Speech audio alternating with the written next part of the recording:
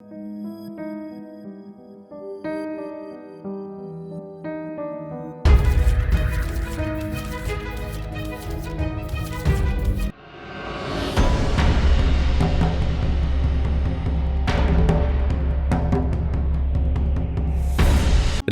की वो रात तारीख थी, मगर हवाओं में एक अजीब खामोशी थी। आसमान पर बादल छाए थे, मगर कभी कभी चांद अपनी हल्की रोशनी जमीन पर बिखेर देता। मदीना के एक पुराने इलाके में, जहां ज्यादातर गरीब लोग रहते थे, वहीं एक टूटा फूटा सा मिट्टी का घर था। उस घर के अंदर एक 40 साल का आदमी अब्दुल कादिर जमीन पर बैठा अपनी बेटी सलमा के सर पर हाथ फेर रहा था। सलमा सिर्फ 8 साल की थी, मगर उसकी मासूम आंखों में हमेशा एक चमक होती जो उसके पिता को हिम्मत देती। लेकिन आज उसकी आंखें बुझी हुई थीं। वजह थी भूख। अब्बू, आज रोजा रखेंगे ना? सलमा ने अपने सूखे होंठों पर जबान फेरते हुए पूछा। अब्दुल कादिर ने एक गहरी सांस ली और अपने कांपते हाथों से उसकी पेशानी को सहलाने लगा। हां बेटा, इंशाअल्लाह रोजा रखेंगे। मगर वो जानता था कि घर में सहरी के लिए कुछ भी नहीं था। अब्बू, रोजे की नियत कैसे करते हैं? अब्दुल कादिर ने अपनी आंखों की नमी छुपाते हुए मुस्कुराने की कोशिश की।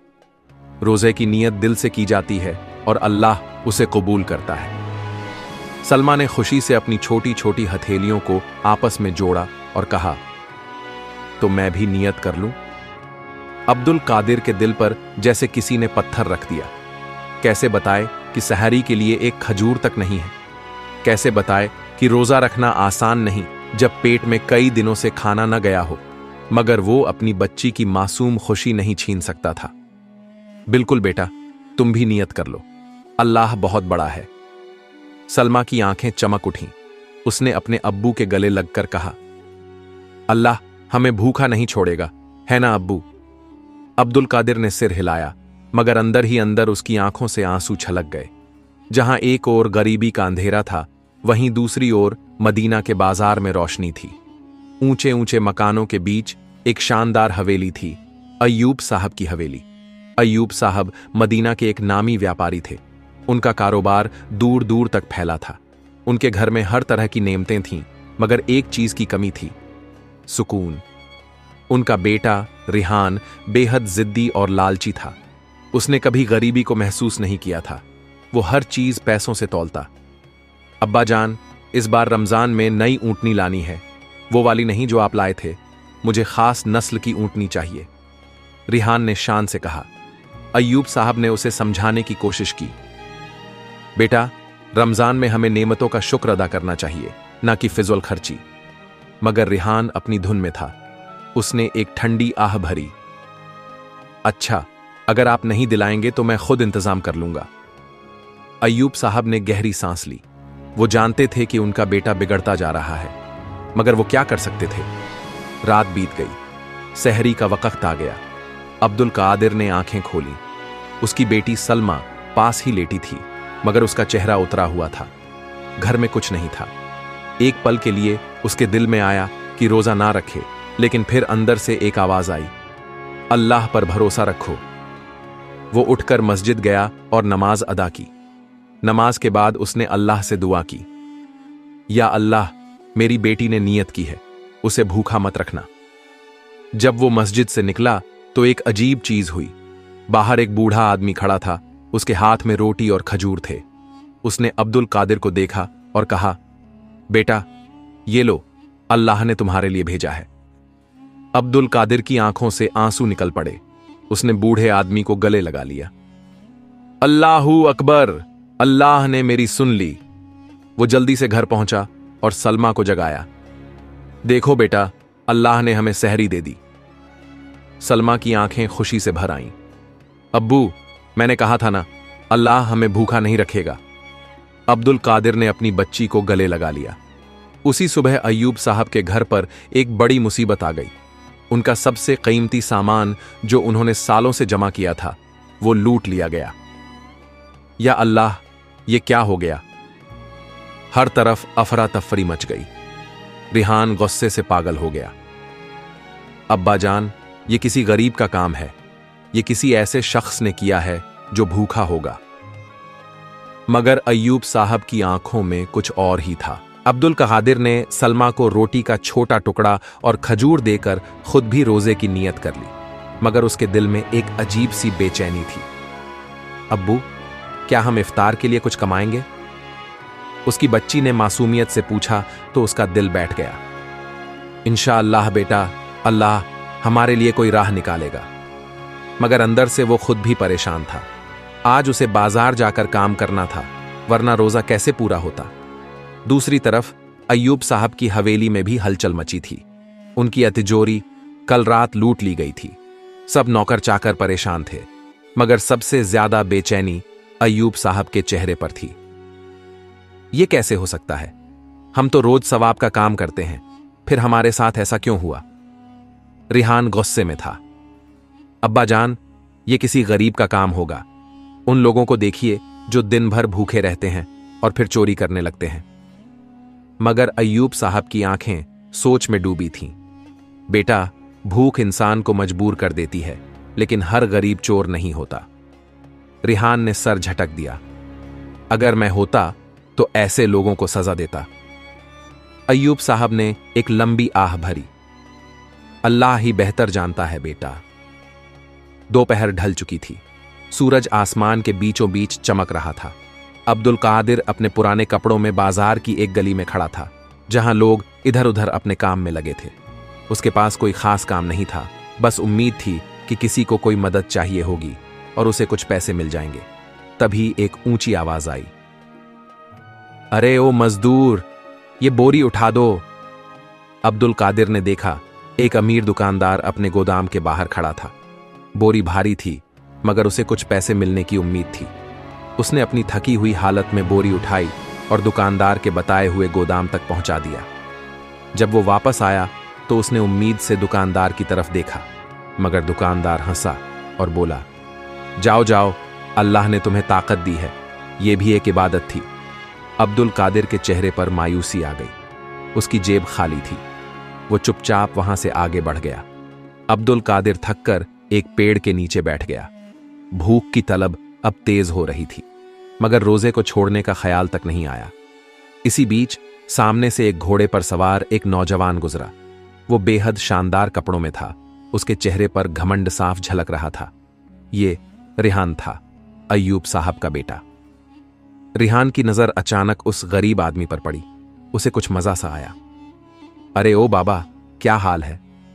अब्दुल कादिर ने नजर उठाई और हल्के से मुस्कुराया। शुक्र है अल्लाह का। रिहान हंसा। क्यों बाबा, रोजा रखा है? जी, अल्लाह की रहमत से। रिहान ने एक खजूर निकालकर उसकी तरफ उछाल दी। ले पकड़, ये तेरे इफ्तार के लिए।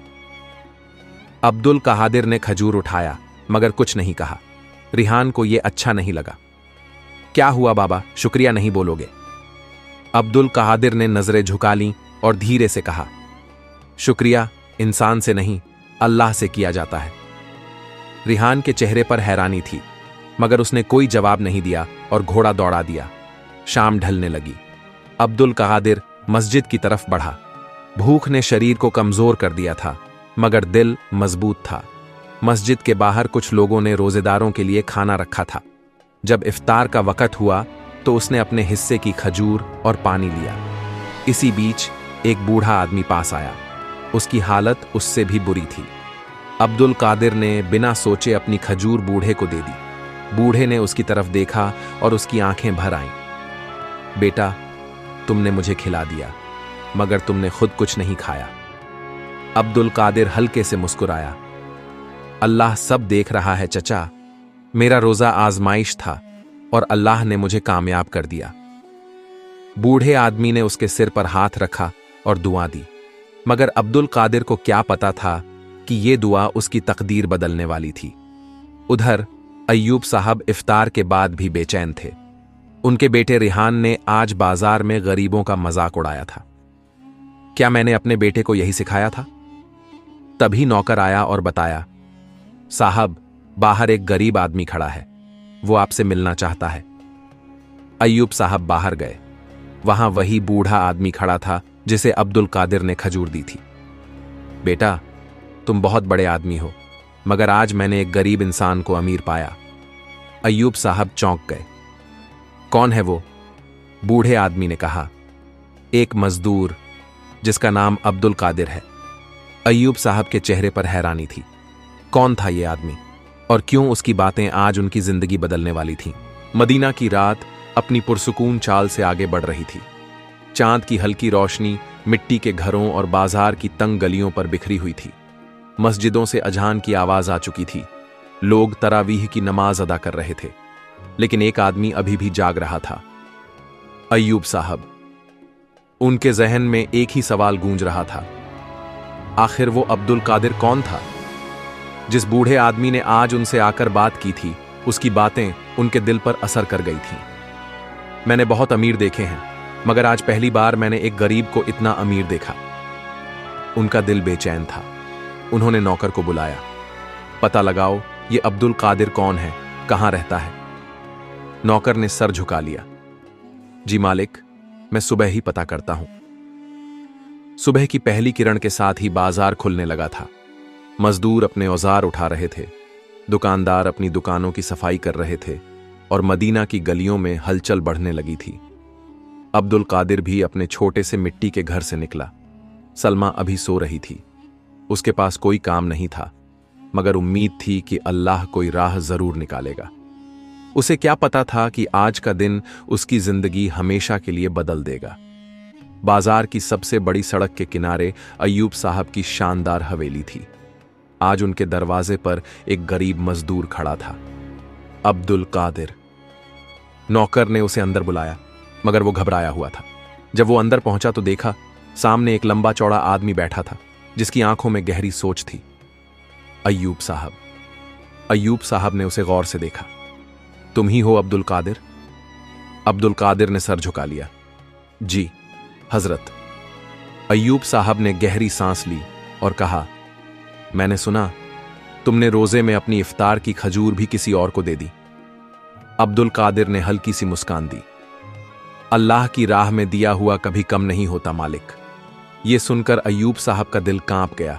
उनकी आंखों में आंसू आ गए। आज तुमने मुझे सिखाया कि असली अमीरी क्या होती है। अल्लाह का शुक्र है मालिक, मगर मैं बस एक मामूली मजदूर हूं। नहीं, तुम मेरे बेटे से भी बड़े अमीर हो। अब्दुल कादिर चौंक गया, मगर इससे पहले कि वो कुछ कहता, हवेली के दरवाजे पर किसी के तेज कदमों की आवाज आई। रिहान अंदर आया। रिहान ने अंदर आते ही अब्दुल कादिर को देखा और गुस्से में बोला, अब्बा जान, ये आदमी यहां क्या कर रहा है? अय्यूब साहब ने गहरी सांस ली। रिहान, ये वही इंसान है जिसने मुझे सिखाया कि असली अमीरी दिल की होती है, दौलत की नहीं। रिहान का गुस्सा और बढ़ गया। अब्बा जान, आप इस फकीर को इतना बड़ा क्यों बना रहे हैं? ये लोग सिर्फ भीख मांगने के लिए अच्छे होते हैं। ये सुनकर अब्दुल कादिर की आंखों में हल्की सी नमी आ गई, मगर उसने कुछ नहीं कहा। अय्यूब साहब ने गुस्से से अपने बेटे की तरफ देखा। रिहान, इस गरीब की इज्जत करना सीखो, वरना एक दिन तुम्हारी दौलत भी तुम्हें छोड़ देगी। रिहान ने चिढ़कर कहा, अगर ये इतना ही नेक दिल है तो क्या ये मेरी जगह ले सकता है? अब्दुल कादिर चौंक गया। मालिक, मैं तो बस एक मामूली इंसान हूं, मुझे इन बातों में मत डालिए। मगर अय्यूब साहब सोच में पड़ गए थे। अय्यूब साहब कुछ देर तक सोचते रहे, फिर बोले, रिहान, अगर तुम इतने ही काबिल हो तो मुझे साबित करके दिखाओ। रिहान हैरान रह गया। क्या मतलब? अय्यूब साहब ने गहरी सांस ली। इस रमजान अगर तुम वाकई अच्छे इंसान हो तो एक रोजा रखकर पूरे दिन किसी गरीब की जिंदगी बिताओ। रिहान हंसा। यह कोई मुश्किल काम नहीं अब्बा जान। मगर वो ये नहीं जानता था कि अगला दिन उसकी जिंदगी की सबसे मुश्किल आजमाइश बनने वाला था। रिहान के लिए यह सिर्फ एक खेल था। अब्बा जान, मैं रोजा रख लूंगा और गरीबों की जिंदगी भी जी लूंगा। देखिएगा, मुझसे बेहतर कोई नहीं करेगा। अय्यूब साहब ने गहरी नजर से अपने बेटे को देखा और कहा, रिहान, रोजा सिर्फ भूख और प्यास सहने का नाम नहीं, यह सब्र, रहमत और दूसरों के दर्द को समझने की इबादत है। मगर रिहान को यह सब बस एक मजाका लग रहा था। कल देख लीजिएगा, मैं भी एक दिन के लिए गरीब बन सकता हूं। अब्दुल कादिर ने सिर झुका लिया। उसे एहसास हो रहा था कि ये लड़का अभी तक जिंदगी की हकीकत से कितना दूर था। रोजे की नीयत हो चुकी थी। रिहान पहली बार एक मामूली कपड़े पहनकर बाहर निकला। उसने अपने महल जैसे घर को छोड़कर अब्दुल कादिर के साथ बाजार की तंग गलियों में चलना शुरू किया। पहली बार उसके पांव धूल और मिट्टी से लथपथ हो रहे थे। पहली बार उसने मस्जिद के आंगन में वो रोजेदार देखे जो सिर्फ एक खजूर और पानी से इफ्तार करने वाले थे, मगर अभी तक उसका दिल ठंडा था। ये कोई बड़ी बात नहीं, अब्बा जान यूं ही इसे बड़ा बना रहे थे।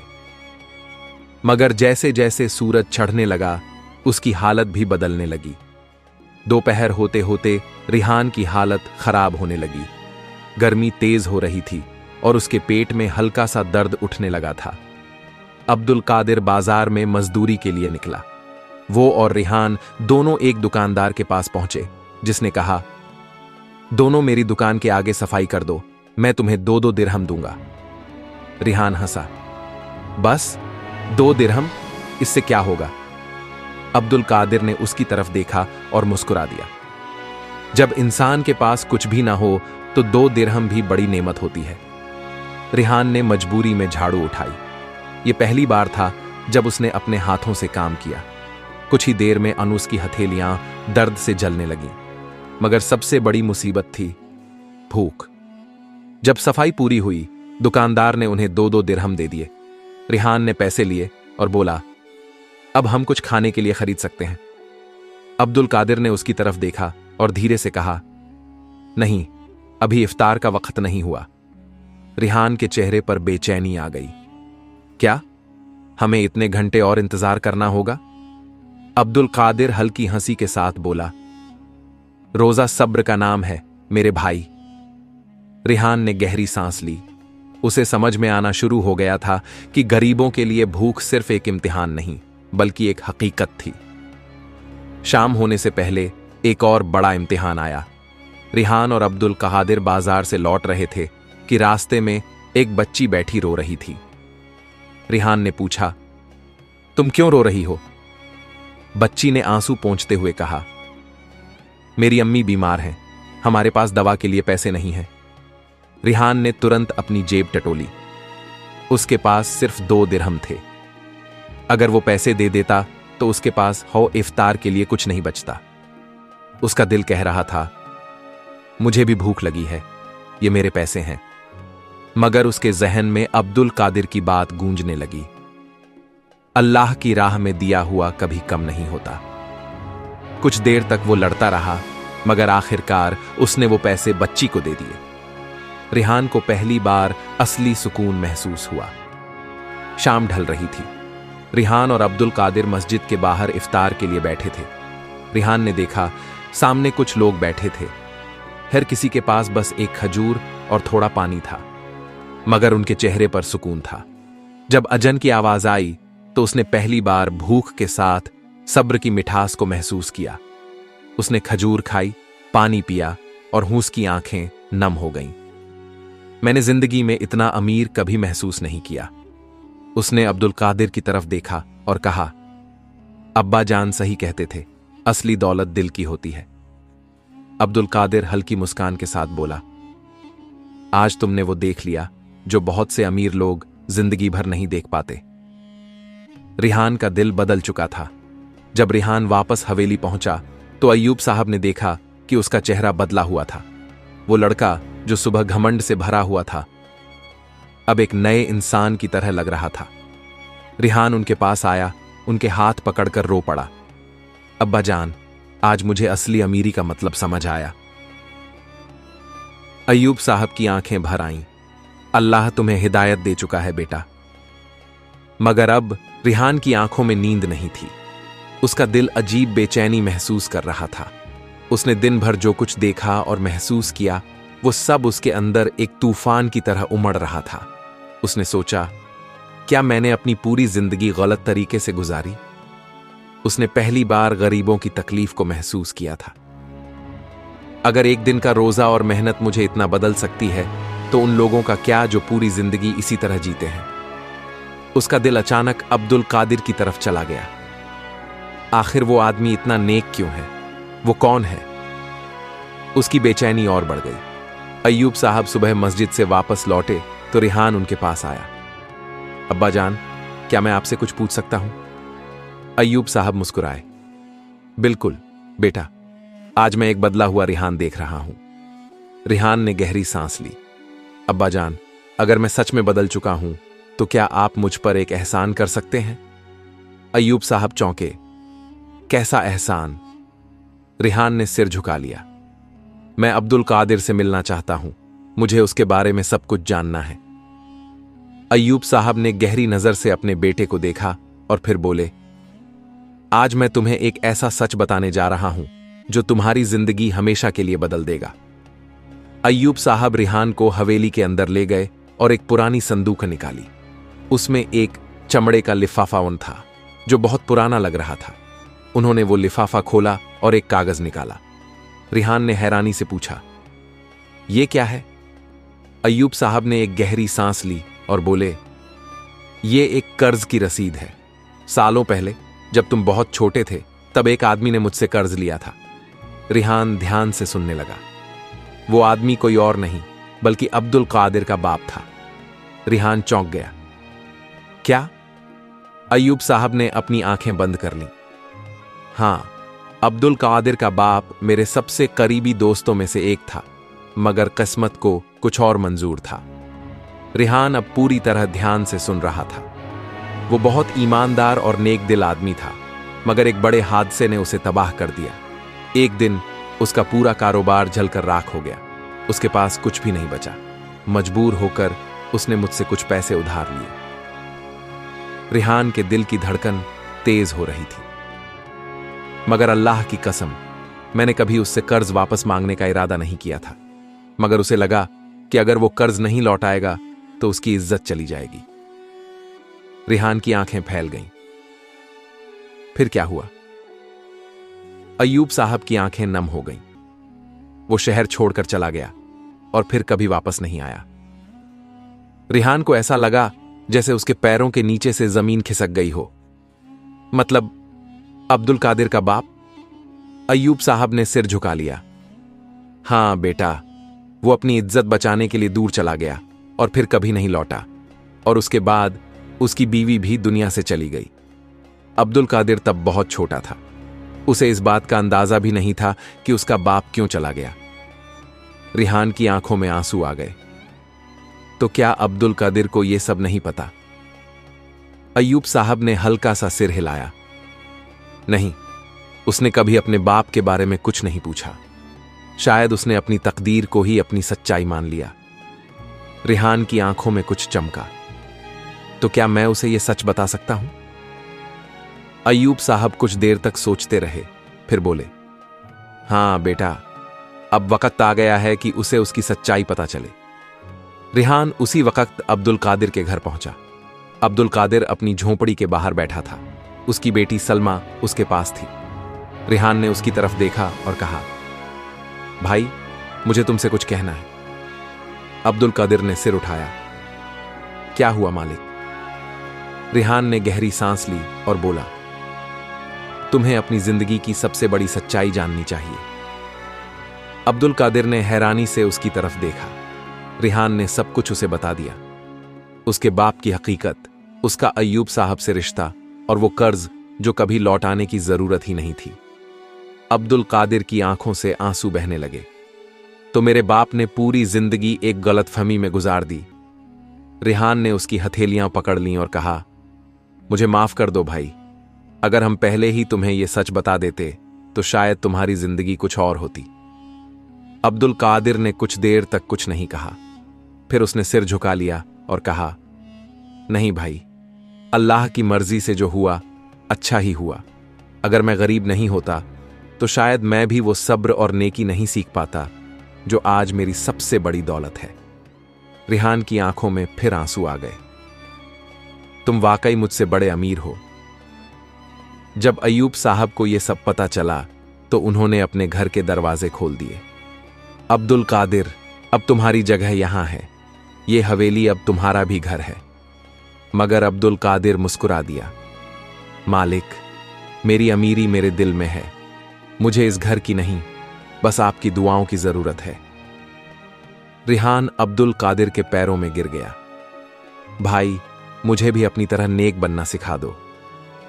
अब्दुल कादिर ने उसे उठाया और कहा, चलो पहले हम दोनों मिलकर मस्जिद में सजदा करें, अल्लाह से शुक्र अदा करें कि उसने हमें सही रास्ता दिखाया। रमजान का आखिरी अशरा चल रहा था। अब्दुल कादिर, जो कल तक एक गरीब मजदूर था, अब अय्यूब साहब की नजरों में सबसे बड़ा दौलतमंद इंसान बन चुका था। रिहान की आंखों में अब न घमंड था न ऐंठ। वो हर वक्त अब्दुल कादिर के साथ रहता, उसे देखता, उससे सीखता। मगर एक सवाल अब भी उसके दिल में था, क्या मैं अपने पिछले गुनाहों का कफ्फारा अदा कर सकता हूं?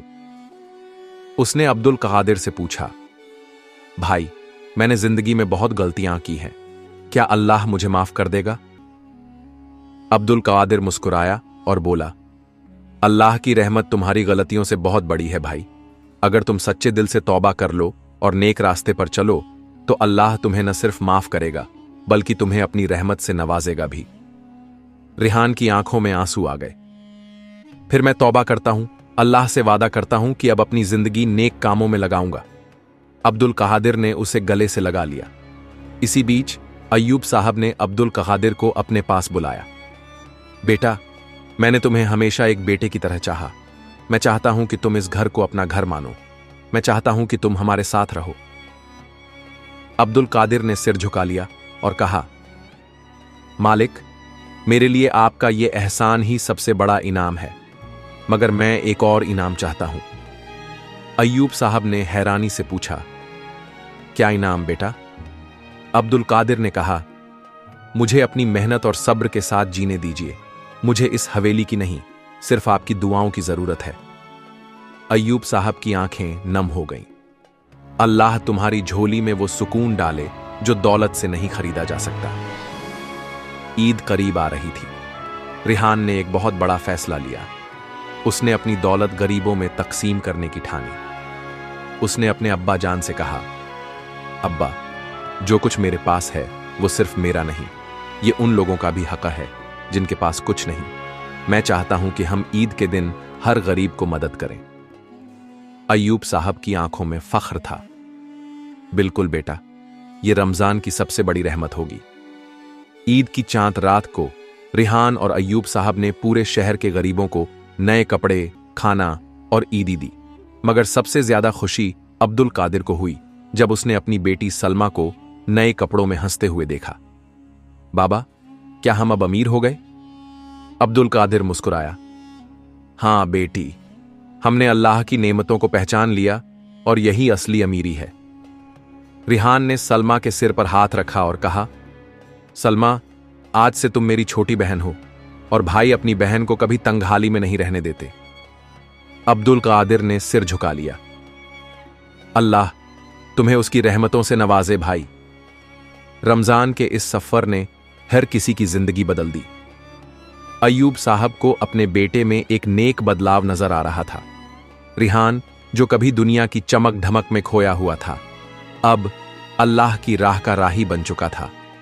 अब्दुल कादिर, जिसने हमेशा मुश्किलें देखीं, अब भी उसी मेहनत और सब्र के साथ जी रहा था। मगर अब उसके पास इतने चाहने वाले थे कि वो खुद को कभी अकेला महसूस नहीं करता था। और सलमा, जो कभी नंगे पैर गली में खेलती थी, अब उसे हर किसी का प्यार मिल रहा था। ईद के दिन जब अब्दुल कादिर और रिहान ने साथ मिलकर नमाज पढ़ी तो दोनों की आंखों में आंसू थे। भाई, मैंने जो सीखा वो शायद दौलत और इल्म के किसी स्कूल में नहीं सिखाया जा सकता। अब्दुल कादिर ने सिर झुका लिया और कहा, रोजा सिर्फ भूख और प्यास का नाम नहीं, ये जिंदगी को समझने का एक तरीका है और तुमने अपनी जिंदगी का सबसे अहम सबक सीख लिया। रिहान की आंखों में चमक आ गई। हां भाई, अब मैं कभी गरीबों की तकलीफ को भूलूंगा नहीं और मैं चाहता हूं कि रमजान का हर रोजा मेरी जिंदगी का एक नया सबक बने। रिहान अब एक नया इंसान था। अब उसकी दौलत सिर्फ उसके लिए नहीं थी, बल्कि हर उस इंसान के लिए थी जो जरूरतमंद था। अब्दुल कादिर अपने पुराने घर में ही रहा, मगर अब उसकी दुनिया बदल चुकी थी और अय्यूब साहब की हवेली अब सिर्फ एक अमीर आदमी का घर नहीं थी, बल्कि हर गरीब की उम्मीद बन चुकी थी। जब आखिरी रोजे की शाम आई तो रेहान ने अपनी आंखें आसमान की तरफ उठाईं और कहा, अल्लाह, तूने मुझे रास्ता दिखाया, मुझे कभी फिर से अंधेरे में मत जाने देना।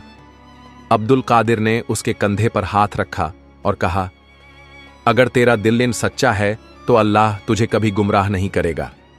और फिर अजान की सदा गूंजने लगी। रोजे का समापन हो चुका था, मगर असल में ये एक नई जिंदगी की शुरुआत थी।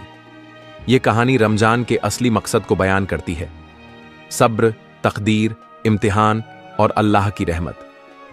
अगर इंसान अपने दिल को खोल दे तो एक रोजा उसकी पूरी जिंदगी बदल सकता है। अगर ये कहानी आपकी आंखों में आंसू ले आई तो इसका मकसद पूरा हुआ।